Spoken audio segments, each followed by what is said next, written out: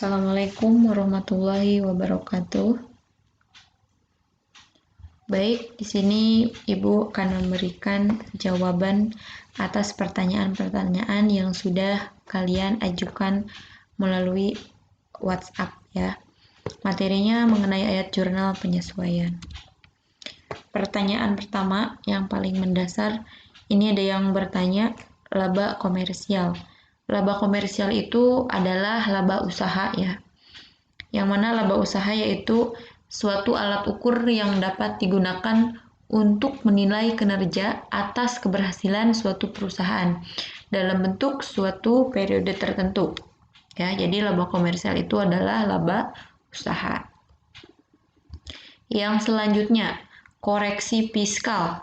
Koreksi fiskal yaitu koreksi atau penyesuaian yang harus dilakukan oleh wajib pajak sebelum menghitung pajak penghasilan ya atau PPh bagi wajib pajak badan dan wajib pajak orang pribadi.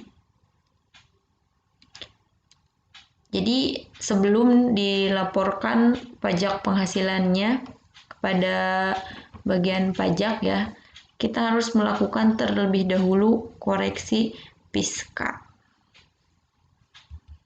Yang selanjutnya ini salah satu contoh ya atau ilustrasi untuk menghitung penghasilan kena pajak.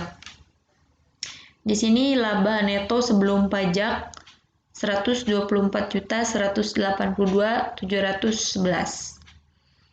Koreksi fiskalnya ada uncollectible akun atau akun yang tidak tertagih ya, senilai 5.808.594. Newspaper, tabloid expense, beban koran dan tabloid 1.036.000. Ada income tax expense ya atau beban pajak penghasilan 104.40. Ada interest revenue atau pendapatan bunga 4.552.444. Selanjutnya gain on sale of marketable securities atau laba penjualan surat berharga 32.840.000. Untuk total koreksi fiskalnya dari mulai uncollectible akun ya ditambah ke bawah kecuali yang di dalam kurung itu dikurangi hingga didapatkan nilai 30.443.810. Ini total koreksi fiskalnya. Lalu laba neto sebelum pajak dikurangi dengan total koreksi fiskal. Laba kena pajaknya yaitu 93.738.901.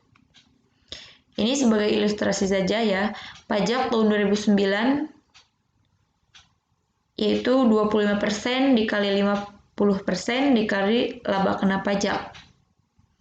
Tadi laba kena pajaknya 93.738.901 dipindahkan ke sini dikali ya 25% dikali 50% dikali 93.738.901.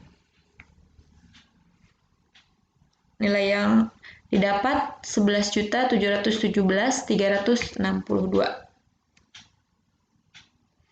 Jadi pajak yang harus dibayarnya adalah senilai 11.717.362.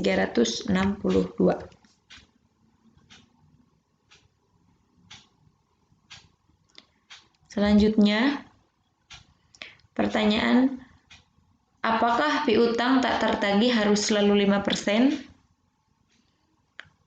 Untuk persentase mengikuti aturan atau kebijakan akuntansi pada perusahaan. Nanti di setiap studi kasus soal ada kebijakan akuntansinya ya. Nanti kalian baca terlebih dahulu sebelum mengerjakan atau menghitung nominalnya. Selanjutnya ada pertanyaan, kalau angsuran PPh pasal 25 pajak penghasilan teh kan dibayar secara angsuran, maksudnya gimana? Jadi maksudnya adalah pajak PPh pasal 25 sendiri merupakan pajak yang dibayar secara angsuran.